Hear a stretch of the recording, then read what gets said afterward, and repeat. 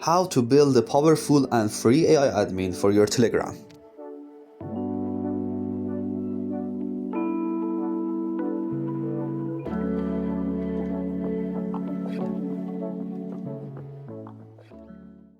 First, go to bot fodder on Telegram, create a new bot, and copy the bot token.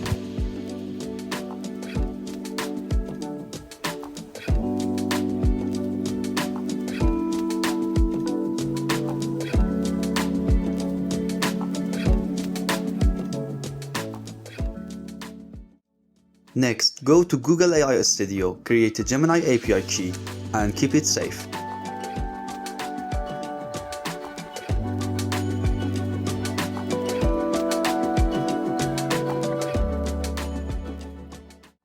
Create this workflow first, then open the Telegram trigger and paste the bot token you got from bot fodder.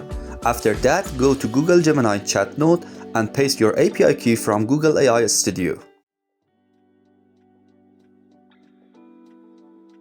Open the AI agent. In the system prompt, define exactly how you want the AI to behave.